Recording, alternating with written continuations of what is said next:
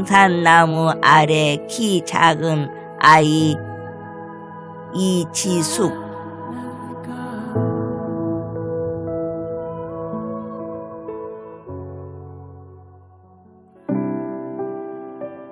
(1962년) 저는 남들보다 키가 작은 장애를 갖고 태어났습니다.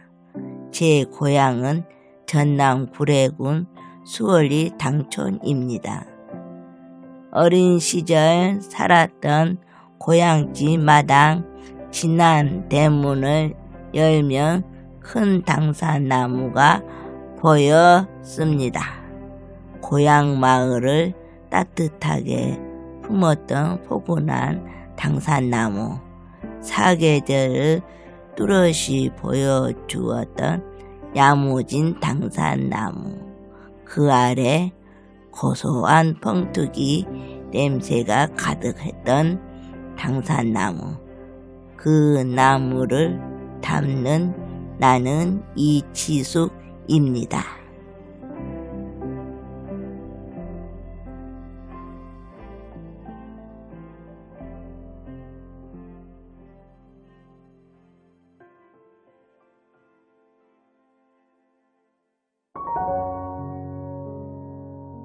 키 작은 아이였습니다. 우리 집 앞엔 큰 당산나무가 있었습니다. 그 나무는 우리 동네 놀이터였습니다. 동네 또래 아이들, 막 시집 온 세대, 동네 할머니들 모두 함께 모여 놀던 곳. 당산나무 아래 작은 터는 튀밥 장수가 늘 있었습니다.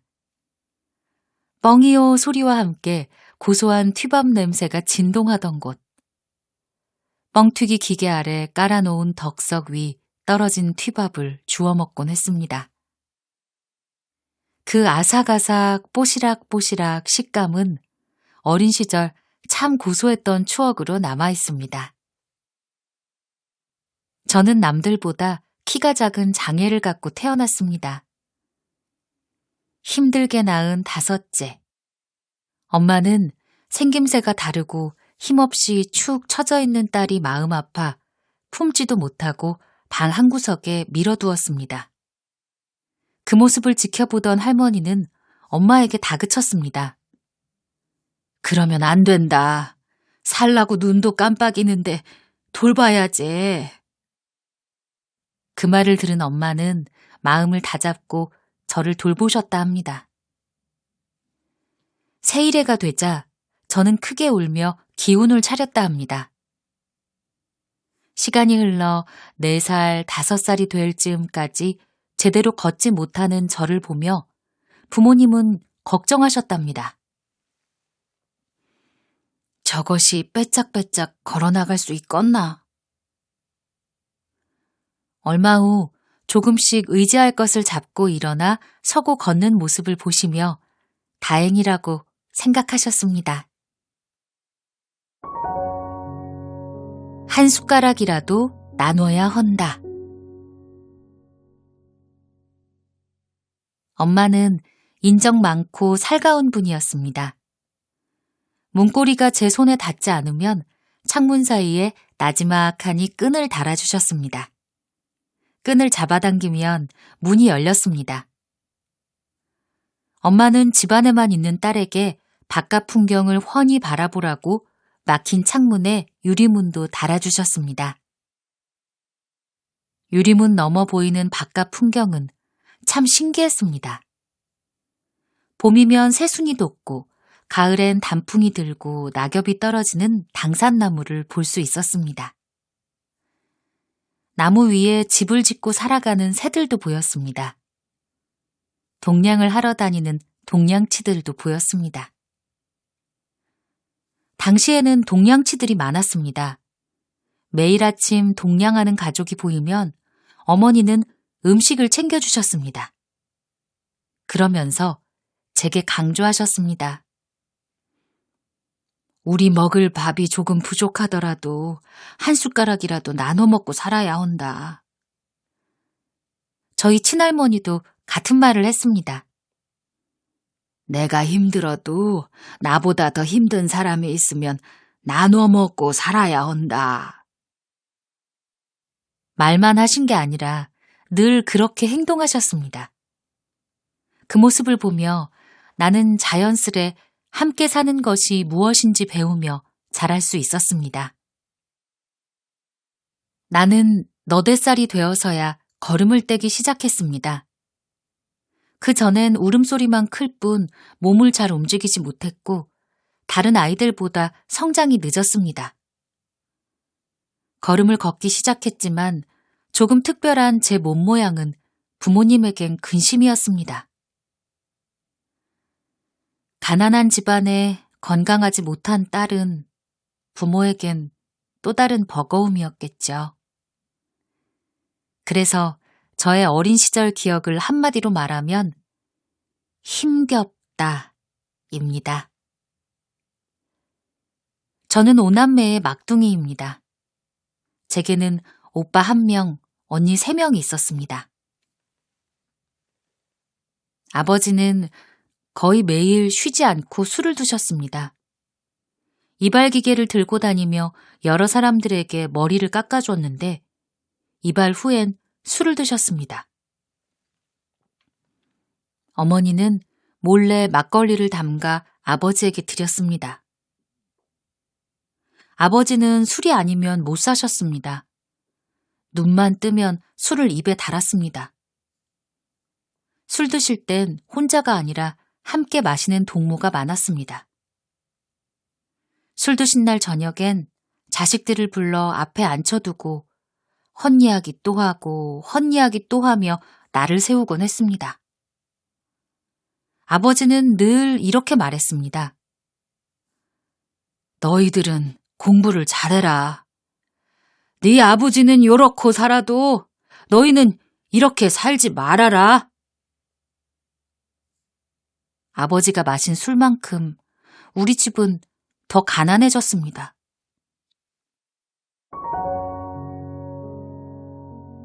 미안했습니다. 우리 오빠는 아빠를 대신해 일찍 가장 역할을 했습니다. 돈을 벌기 위해 벼농사를 짓고 특수작물로 무, 옥수수, 완두콩 등을 재배하며 무더니도 노력하였습니다. 오빠가 군대를 가게 되자 3년 동안 어머니는 동네 머슴을 들여 빈자리를 채웠습니다. 아버지는 전혀 일을 하지 않았습니다. 친구가 많은 아버지는 늘 깔끔한 옷차림을 하고 다녔고 논에 나가도 물꼬를 살피는 정도의 일만 했습니다. 오빠는 내게 누구보다 든든한 가장이었지만 제게 또 다른 상처를 주었습니다. 저는 사람을 참 좋아합니다. 많은 사람들과 대화를 나누며 함께 보내는 시간이 참 좋습니다. 그런 제 모습을 유독 불편해하던 사람이 오빠입니다. 오빠는 장애가 있는 저를 다른 사람에게 보여주기 싫어했습니다.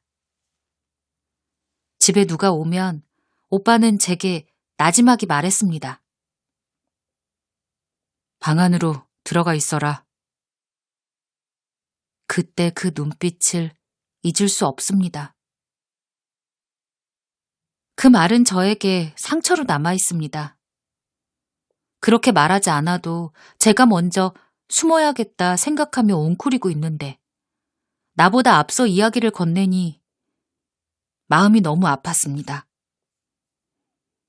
숨는 것이 몸에 배어 바깥에서 다른 사람 소리가 들리면 대나무 쌀이문 뒤로 몸을 급히 숨겼습니다.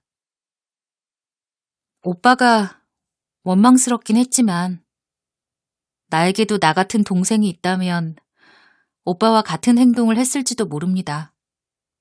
그래서 오빠를 이해합니다. 그래서 미안했습니다.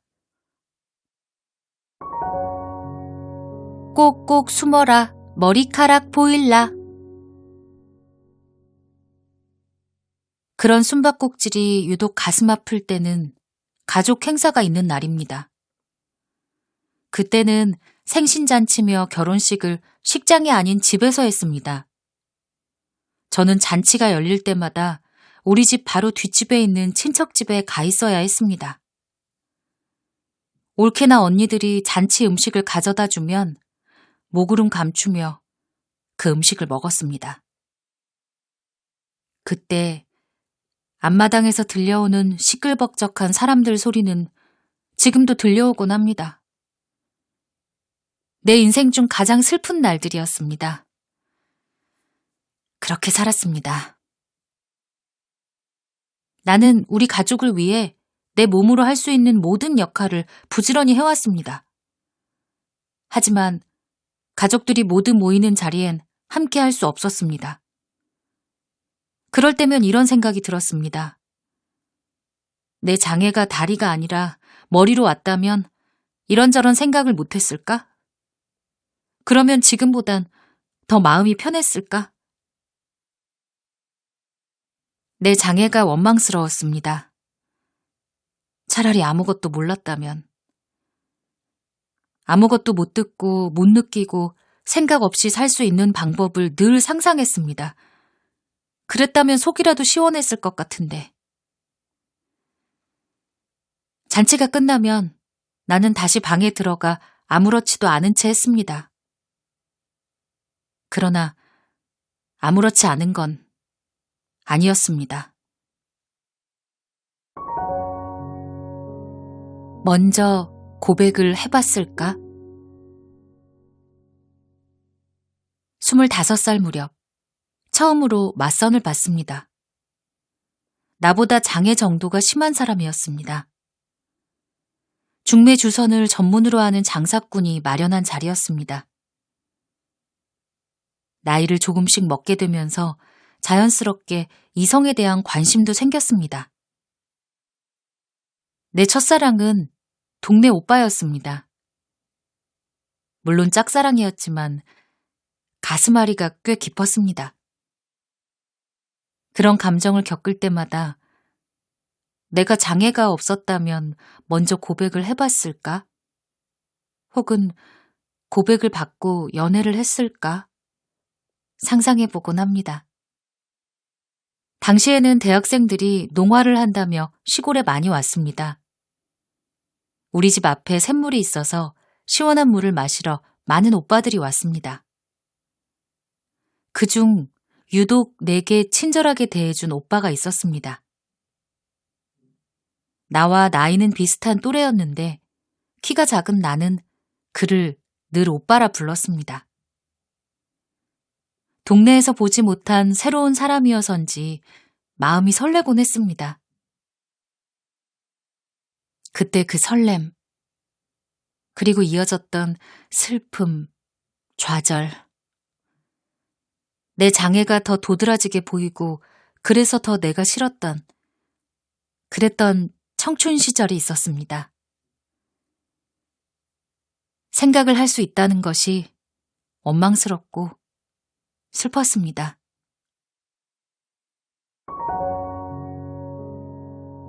아빠보다 좋은 사람. 저에겐 특별히 고마운 가족이 한 명 있습니다. 제 큰언니와 결혼했던 남자, 큰 형부입니다. 형부는 어느 날 저에게 말했습니다. 처제는 집안에만 있어서 답답하겠다. 우리 집에 오면 한 번씩 바깥바람 쐬어줄게. 오빠는 싫은 내색을 비췄지만 형부는 개의치 않고 저를 집이 있는 옥천에 데리고 갔습니다. 자동차가 없던 형부는 택시와 기차에 저를 태웠습니다. 한 번 가면 6개월가량 머물다 왔습니다. 제게 큰 형부는 아버지보다 더 좋은 사람입니다.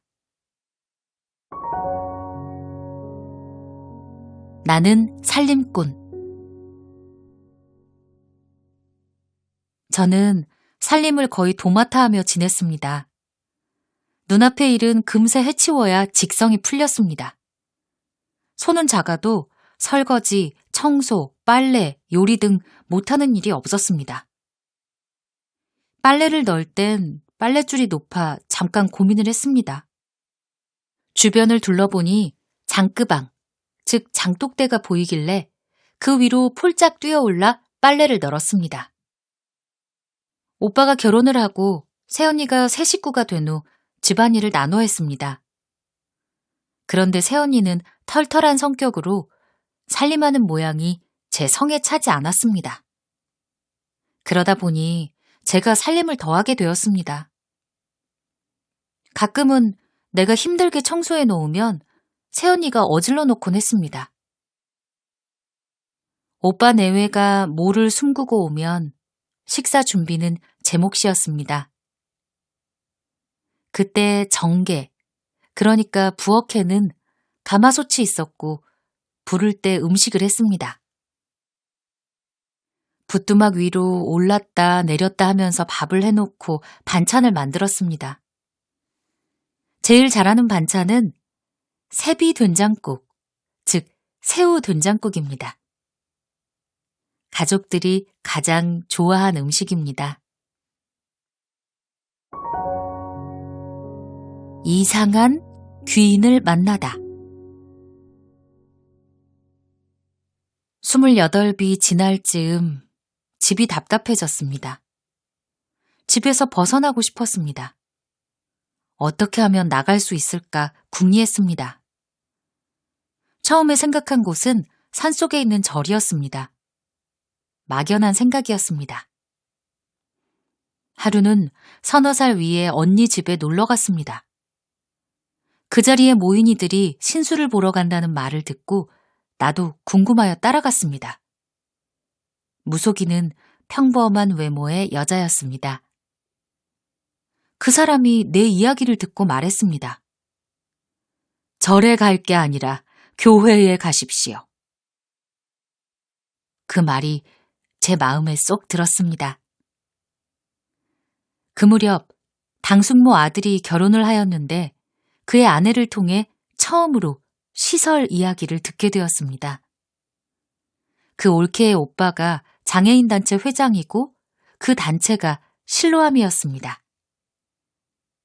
저는 이곳이다 생각했습니다. 그래서 소개시켜달라고 부탁했습니다. 전화번호를 전달받고 오빠가 일 나간 시간에 동네에서 전화기가 있는 집에 찾아가 조심히 전화를 했습니다. 당시엔 전화기가 있는 집이 드물 때였습니다. 그 후 오빠가 전주의 처갓집에 다녀올 일이 생겼습니다. 그 틈을 타고 저는 광주에 갔습니다. 초행길이라 혼자보단 둘이 낫겠다 싶어 당시 12살이었던 조카와 함께 갔습니다. 오빠 내외는 일하느라 바빠 내가 조카들 기저귀도 갈고 손빨래를 하며 키웠습니다. 조카들에겐 엄마나 다름없었습니다.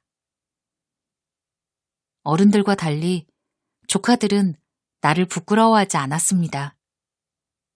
그런 마음씀이 참 고마웠습니다. 교회 주소 하나 달랑 들고 무작정 광주로 향했습니다. 집에서 8시에 출발해 11시에 도착했습니다. 시외버스 타고 시내버스 타고 백운동에 있는 새울림 교회에 도착했습니다. 가는 내내 멀미를 하고 토를 했습니다. 그렇게 도착해 시설 식구들을 만났습니다. 1박 2일을 온전히 함께 보내었습니다. 그 시간이 참 좋았습니다. 광주에 다녀온 후 집은 나에게 더 답답한 곳이 되었습니다. 집에 있으려니 복창이 터졌습니다. 얼른 다시 시설에 가고 싶었습니다. 두려움 반, 설렘 반. 저는 계획을 세웠습니다. 곧 설 명절이었습니다. 친척들이 다 모이는 날 말을 하겠다 마음먹었습니다. 그런데 입이 징하게 안 열렸습니다. 겁이 났습니다. 혹시라도 오빠가 반대하면 어쩌나 두려웠습니다. 그런데 더 미루면 안 되겠다 하는 조급함이 들었습니다. 나는 입을 뗐습니다. 오빠, 나 할 말 있어.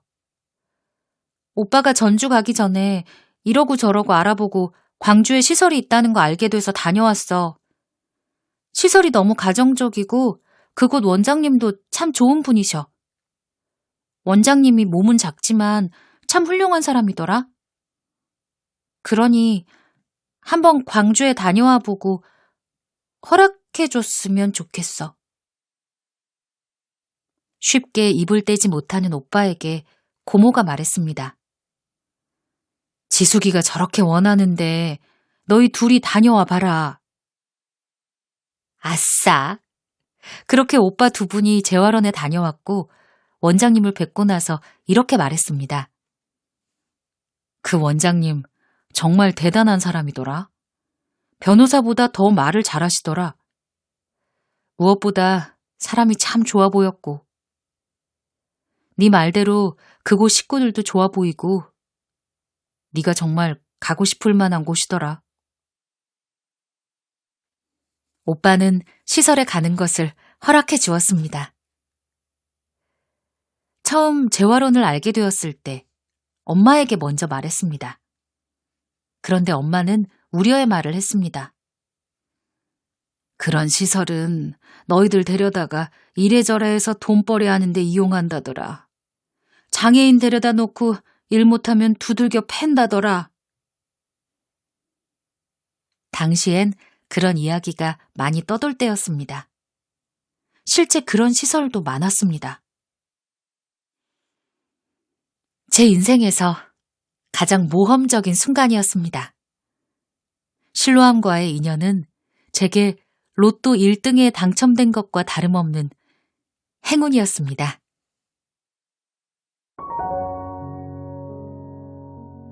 하하하 송. 실로암 재활원에서 보내는 하루하루가 참 좋았습니다. 제게 가장 아늑한 집이었고 무엇보다 더 이상 제 몸을 불편하게 생각하는 사람들이 없었습니다. 처음 보는 사람이 와도 더는 숨지 않았습니다. 나는 하하 환히 웃으며 사람들을 맞이하였습니다. 산다는 것이 참 기뻤습니다. 무엇보다 식구들 눈치를 안 보니 좋았습니다. 눈치 보지 않고 놀러 다니고 오가는 사람들을 마음껏 반겨줄 수 있어 행복했습니다. 실로암에 살게 되면서 참 많은 것을 배웠습니다. 제가 처음 배운 것은 동양자수였습니다. 동양자수는 실로암 재활원 식구들이 오랫동안 해온 일이었습니다. 몸이 불편해 다양한 활동이 어려우니 무엇을 배우면 좋을까 고민하다 결정한 것이랍니다. 인연을 배우며 남들보다 불편한 손 때문에 조금 더디고 힘들었습니다. 다른 식구들은 술을 잘 놓는데 저는 속도가 빠르지 못했습니다. 그래도 괜찮았습니다. 조금 느려도 무어라 탓하는 사람이 없었기에 천천히 제 속도에 맞춰 따라했습니다. 나는 주방장입니다. 당시 함께 살았던 식구들이 나보다 장애 정도가 심했기 때문에 손님이 오면 의뢰 내가 먼저 나가 맞이했습니다. 당시엔 미리 연락도 없이 손님들이 찾아오곤 했습니다.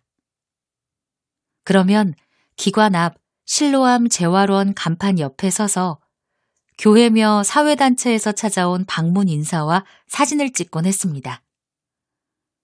가끔은 새벽 이른 시간, 연락도 없이 배추마냥 싱싱하게 방문 오는 이들도 있었습니다. 다들 잠결에 또 부스스한 모습으로 나오길 꺼려하니 내가 주섬주섬 옷 입고 나가 함께 사진을 찍었습니다. 대표 모델로. 물론 우리를 위해서 먼 길 찾아와 준 분들이 지금 생각해도 감사합니다. 그러나 더러 우리를 구경 삼아 찾아오는 이를 만나면 괜시리 씁쓸해질 때도 있었습니다. 그때 함께 살던 식구들끼리 이런 이야기를 많이 나눴습니다. 우리 가족 중에도 이렇게 찾아와서 도움을 주는 사람이 별로 없는데 우리들이 무엇이기에 이렇게 찾아와 주나. 고마운 일이지. 나는 주방장 역할을 맡게 되었습니다. 지금까지도 많은 사람들이 저를 실로암의 주방장으로 부르고 있습니다. 제가 가장 잘했던 요리는 고등어 김치찌개입니다. 원장님은 멸치와 김치만 넣고 만든 얼큰한 김치찌개를 좋아했습니다. 맛있다, 맛있다, 연거푸 말하며 잘 드시던 모습이 지금도 눈에 선합니다. 제 장례식을 상상해 보았습니다. 나를 기억하는 사람들이 어떤 이야기를 할까? 아마도 음식에 대해 이야기하겠지? 나의 호탕한 웃음소리도 이야기할 것이고, 그때 언니 덕분에 행복했다, 맛있었다, 즐거웠다, 고마웠다라고 이야기할 수 있도록 남은 인생 잘 살아가고 싶습니다. 나의 아저씨. 실로암 재활원에서 만든 찬양 모임인 모교 모임은 저에게 평생 짝을 만나게 해주었습니다. 어느 날 이 모임에 한 남자가 함께하게 되었습니다. 그는 지금의 우리 아저씨, 남편입니다. 제 눈엔 우리 아저씨만 들어왔습니다. 교회 목사님들이 가지고 다니던 네모난 손가방을 들고 몸에 딱 맞춘 양복을 입은 깔끔한 스타일. 그 모습이 눈에 확 띄었습니다. 머리 모양은 2대8 가르마, 약간 단발머리 모양이었습니다. 1년을 그 뒷모습을 바라보며 지냈습니다. 이 설레는 마음을 지인에게 전했습니다. 눈에 자꾸 들어오는 저 남자를 연결해달라 부탁했습니다. 제 마음이 그렇게 요동칠 때 남편도 저를 바라보고 있었습니다. 키는 조금 작아도 땡글땡글하게 생기고 말도 야무지게 잘하는 귀여운 여자로. 서로 호감은 있지만 확신이 없을 때 남편이 제가 살고 있는 곳을 방문했습니다. 그냥 인사하고 싶어 왔다고 했습니다. 하필 그날 저는 밖에 나가 있었습니다. 후에 이야기를 듣고 아, 이 남자도 나에게 관심이 있구나. 마음을 확인한 이상 주저할 이유가 없었습니다. 저는 적극적으로 밀어붙였습니다. 기관을 통해 우리 아저씨 전화번호를 받았고 그 후 우린 매일 통화를 했습니다. 매일 밤 9시가 되면 피아노 방으로 건너가 10시가 되도록 통화를 했습니다. 별 내용은 없었습니다. 그냥 오늘 옷을 몇 개를 만들었는지, 밥은 어떻게 드셨는지 그런 것들을 물었습니다. 이런 나를 보고 실로암 식구들이 장난치며 놀렸습니다. 얼레리 꼴레리, 통화 그만하고 나와! 한편 부러움에, 한편 질투심에 놀리곤 했습니다. 그렇게 만남은 시작되었습니다. 그를 알아갈수록 훨씬 더 좋은 남자라는 느낌이 들었습니다. 그때 내 나이 35, 우리 아저씨 46이었습니다. 우리는 6개월간 연애를 하고 1997년 4월 5일 결혼했습니다. 반대를 반대합니다. 가정을 만들기까지 과정이 순탄하진 않았습니다. 가족들은 반대했습니다. 그래서 저는 선언했습니다. 제 인생은 제가 삽니다. 내 인생을 내가 찾겠다는데 무슨 상관입니까? 저는 반대를 반대하였고 내 계획을 밀고 나아갔습니다. 야무지게 결혼 승낙을 받고 알콩달콩 24년째 신혼을 이어가고 있습니다. 결혼 후 마냥 좋을 것 같았지만 남녀가 만나 한 공간에 사는 일은 서로 적응하는 과정을 겪어야 했습니다. 서로 그 모양 그대로 받아들이는데 3년가량 걸렸습니다. 제 남편은 청각장애가 있습니다. 남편이 갓난아이일 때 술에 잔뜩 취한 아버지가 호롱불을 발로 찼는데 그때 그 안에 들어있던 휘발유가 하필 누워 자던 남편 귀 속으로 들어갔습니다. 그 후부터 남편은 한쪽 귀 청력을 잃었습니다. 잘 안 들리니 사람들과 관계를 만들어가는 과정이 어려웠습니다. 남편은 사람들이 자기 뒷말을 한다 생각하며 혼자 상처받고 마음의 문을 걸어 잠그길 반복했습니다. 결혼 초기에는 남편에게 여러 번 말했습니다. 아니야, 당신이 오해한 거야. 그때 내가 옆에 있었잖아. 그 사람들이 당신 이야기 안 했어. 그러나 남편은 내게 서운함만 표현했습니다. 자신을 이해 못한다며 화를 냈고 그렇게 서로를 이해하는데 어려움을 겪었습니다.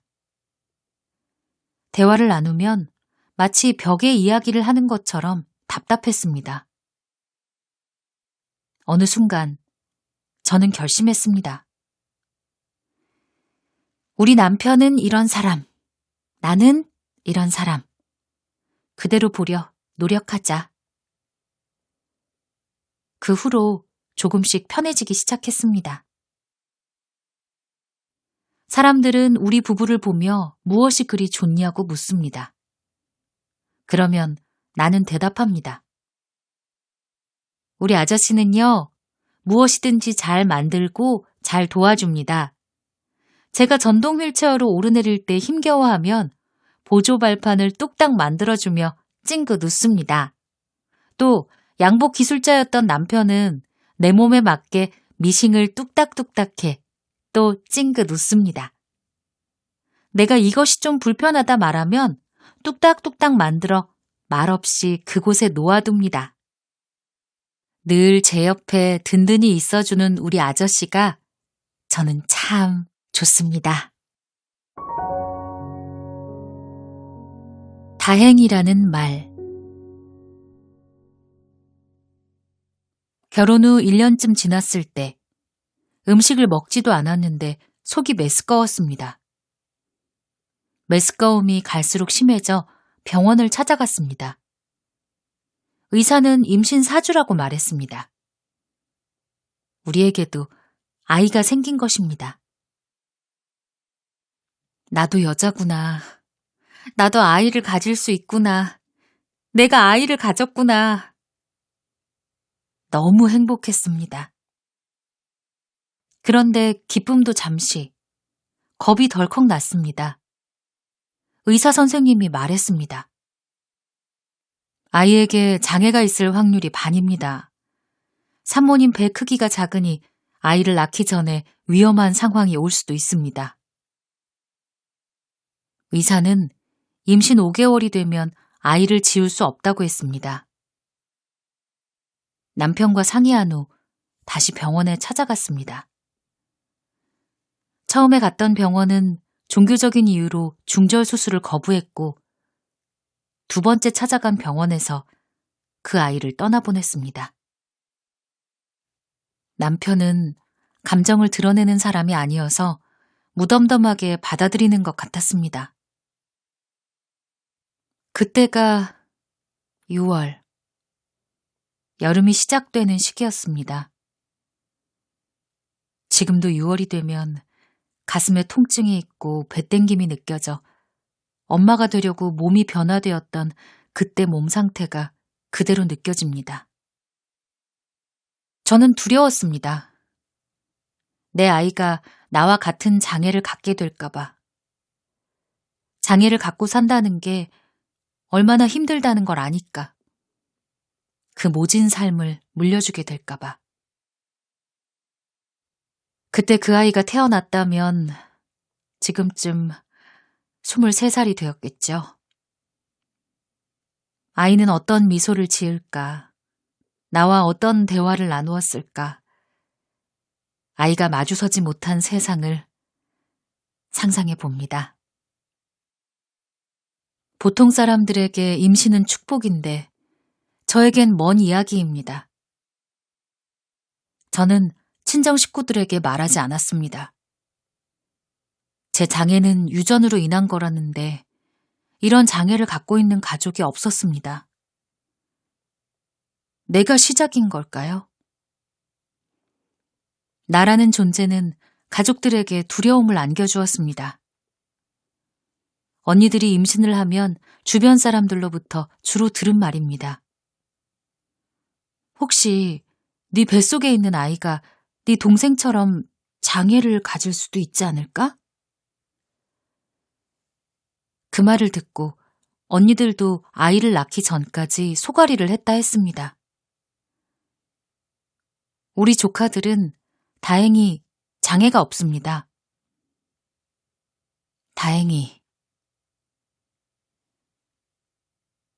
다행이라는 말은 참 마음 아픈 단어입니다.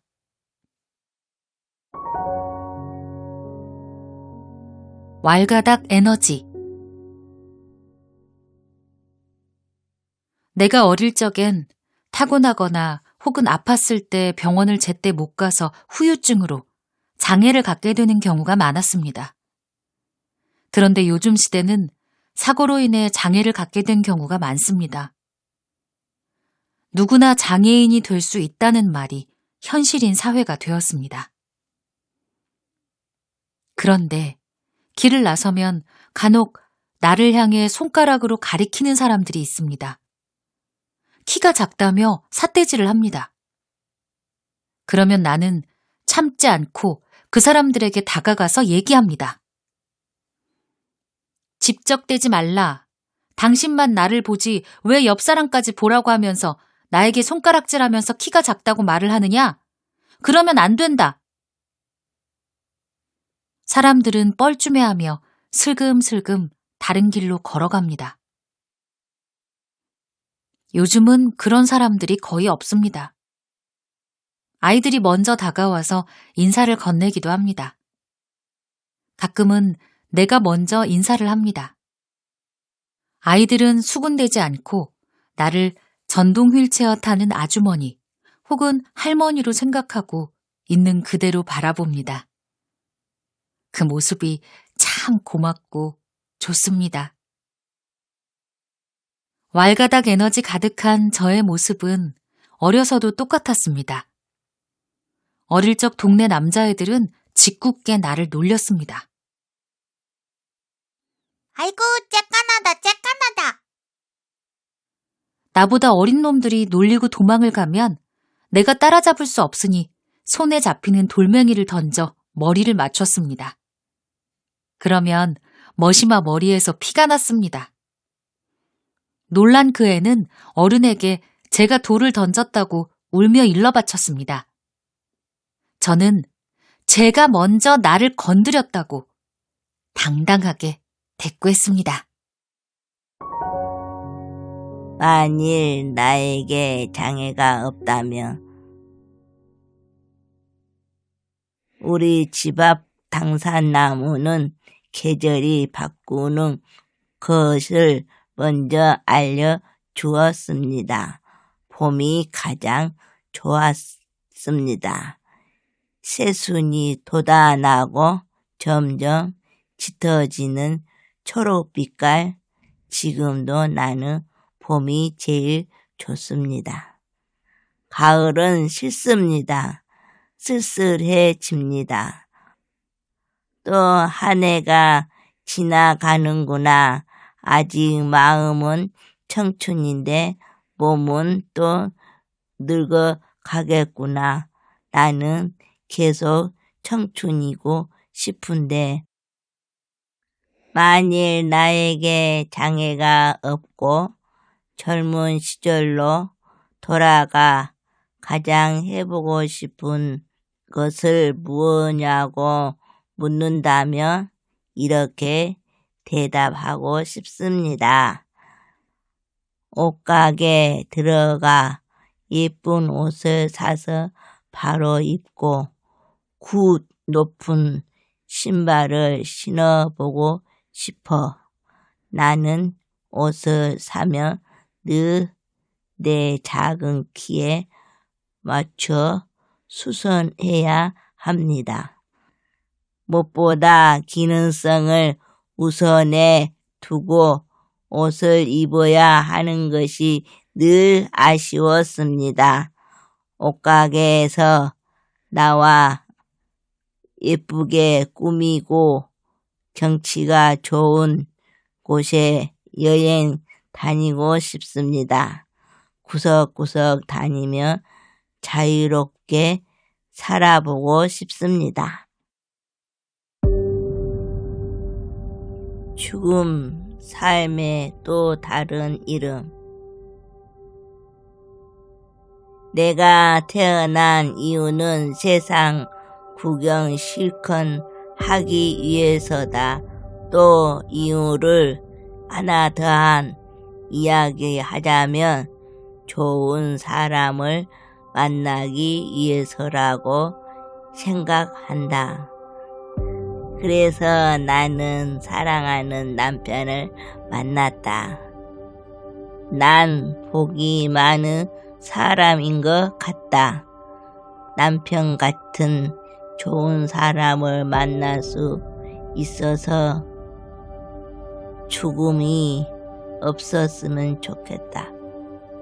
다만 사람은 태어나며 가야 하는 게 세상의 이치라 생각하기에 가긴 가야 할 것 같다.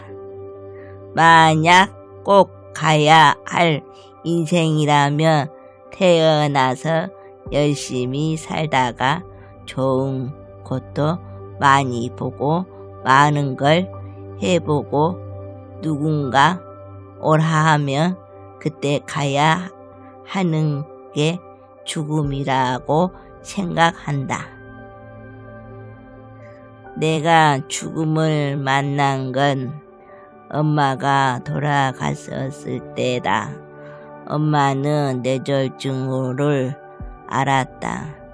걷지도 못하고 대소변의 감각이 없어서 힘이 들게 병치레를 하셨다. 그 당시 실로암에 있어서 자주 뵙지 못하였으나 원장님이 서너 번 휴가를 주셔 엄마를 보러 시골에 갔다. 나는 엄마가 돌아가시는 걸 직접 보게 되었다. 다리부터 점점 굳어오는 엄마의 몸을 만지고 보면서 짠하다는 생각이 들었다. 엄마는 나에게 열심히 살아달라는 말을 남기고 세상을 떠나셨다. 지금 나는 남편이랑 아주 행복하게 살고 있다. 지금은 아니지만 언젠가는 한 사람이 먼저 떠날 것을 안다. 부부가 한날 한시에 떠나기 어렵다고 머리로는 이해하는데 마음은 서글퍼진다.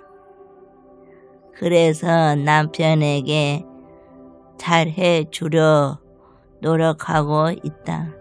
남편이 가고 나면 어떻게 살까 싶은 생각이 든다.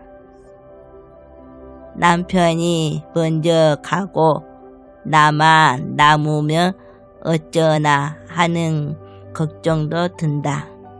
내가 먼저 가면 남편에게 무거운 짐을 지어주는 것 같다. 헤어짐은 생각만 해도 마음이 아려온다. 나에게 죽음은 파도다.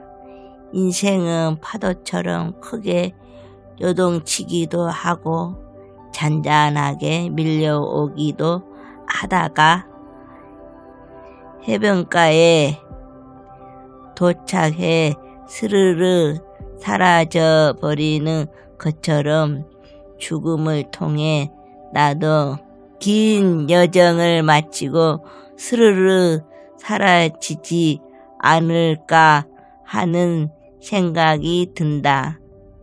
죽음은 만나고 싶지 않는 친구다.